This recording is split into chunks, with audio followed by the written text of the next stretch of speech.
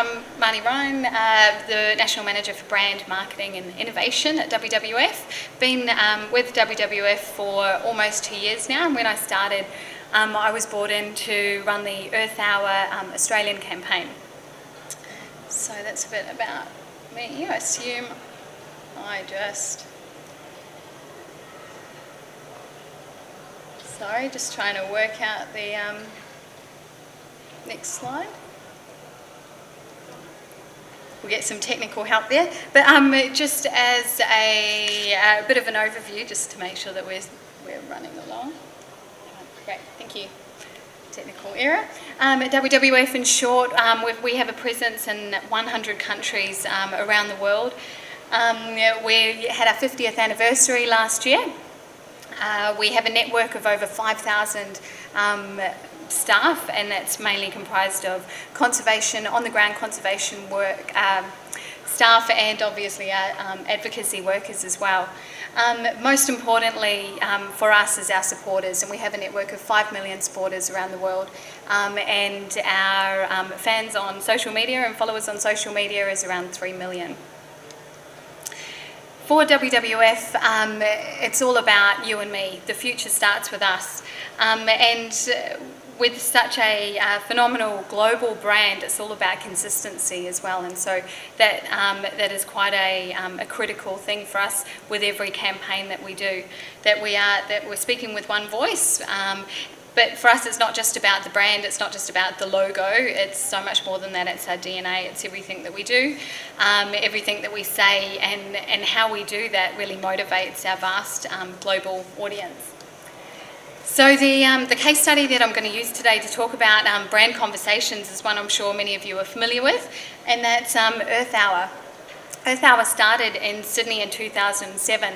It's only 6 years old. It started out of the need for us to communicate outside our normal circles. We found that we were talking to a lot of people that already agreed with us. Obviously 2007 was the lead up to Copenhagen, which was in 2009, and we really needed to bring climate change on the agenda. And so to do that, social media was an absolutely critical vehicle for us to engage not just thousands of people, but very quickly it swept around the world, and our digital presence had a lot to do with that. And from a digital perspective, this year we had 190 million was our global digital footprint. These are just a couple of stats, and I know that we've talked a lot over the last couple of days. It's about that engagement, and I completely agree with you. It's not just about the likes and the visits and that kind of thing. It's about time spent and that quality of conversation. Globally we had 78.2 million views in 1 week on our Earth Hour Facebook pages, and we had 1.6 million views of that video that you just saw, and it was syndicated into many different languages. I won't go through them all because of time. There's a lot of factors to Earth Hour's success, the primary one being that we made it an open source brand so that the community could own it and feel that sense of real ownership and be able to share that with their friends. But we also found that because social media was the thing that was really driving this globally, it wasn't about us broadcasting a message. And I love this quote that one of my colleagues at WWF International said: social media is not you talking to a lot of people, social media is a lot of people talking to each other about you. And so we see ourselves more as curators, and I know that word's come up many times over the past couple of days as well. So creating brand conversations is what we're talking about today. And with any big social change, we needed a visual statement, and turning lights out for 1 hour was certainly that visual statement. But it was social media that helped us share that content across multiple platforms. You can see here we've got some really influential people like Nelson Mandela talking, right down to kind of local conversations about what you can do beyond just that 1 hour of action. And for us, all of those conversations are really important, but we found that Facebook was used as a tool to organise for individuals and community groups to organise their own Earth Hours and their own events. So a couple of key insights that I'll touch on that we've, or key learnings is probably the better word, that we've kind of developed as we've gone along with this huge campaign is integrated content is really important, particularly for consistency. Go where the crowd is, don't expect people just to come to you. Allow the conversations to flow. Share and celebrate user-generated content, and that's a really important one. We have collaborated with a lot of influential individuals and organisations, and by reaching out to those different networks, it's really helped us to tap into their enormous followings. And this is an obvious one that I'm sure that you all know, but by having a dedicated person to engage in those day-to-day conversations is critical.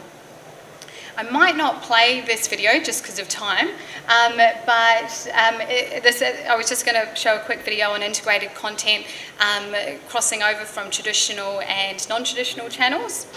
Going where the crowd is. This is quite a big one for us. Right throughout the entire year, we've been engaging with a number of different bloggers. Our country teams around the world do the same thing, whether they be environmental bloggers or just influential bloggers in their relative or relevant industry. We've shared our assets with them, our videos and our images, and have been really quite specific in the way that we've done that, so that we're able to really share our brand message. And it's not about us giving them exactly what to say, it's them translating it and telling their audience what it means to them, and that's quite an important one. We saw in the video a bit earlier a fantastic example of going where the crowd is, and that's with our global ambassador Miranda Kerr. We were really lucky to have her on board for our 2011 and 2012 campaign, and whilst some of you may laugh, MySpace isn't exactly the biggest global audience right now, but it certainly helped us reach a key audience for us, and around 12 million people, which was about 61% of their audience. It was really successful for all the partners involved, both Miranda Kerr's page, Earth Hour's pages, and MySpace's website increased in performance quite significantly.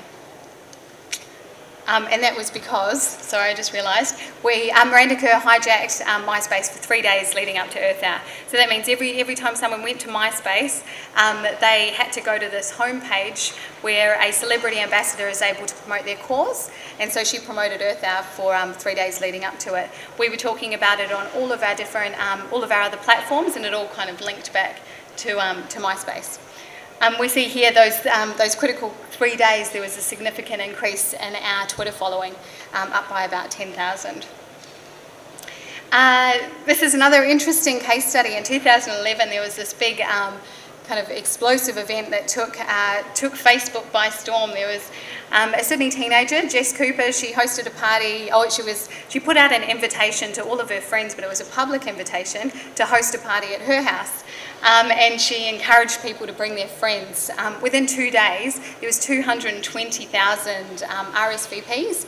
Obviously, this party was shut down by the police, but we thought, in the critical time leading up to Earth Hour, what a great way to reach that audience. So we put a message on that website, on that event page, just to say, yes, we'll RSVP if you switch off your lights. And that encouraged and stimulated a lot of conversation, and obviously helped us to reach that audience. So that example just demonstrates the need to be reactive, be out there online, seeking opportunities and reacting to them as soon as you can. The other big lesson for us is allowing conversation to flow. I mentioned it earlier in the panel, but when there has ever been any kind of conversation that was negative conversation, quite often our own supporter base would jump in there and intervene on our behalf and really speak for our brand. So we don't always need to defend it, and we only do it if it's extremely offensive.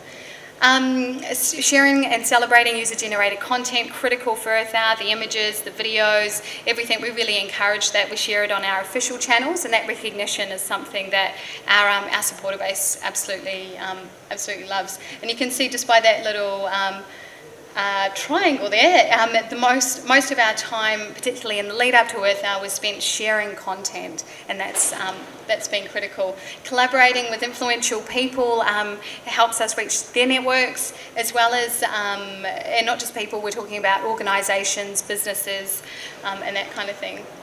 Just a quick recap on those key insights, I won't read them again.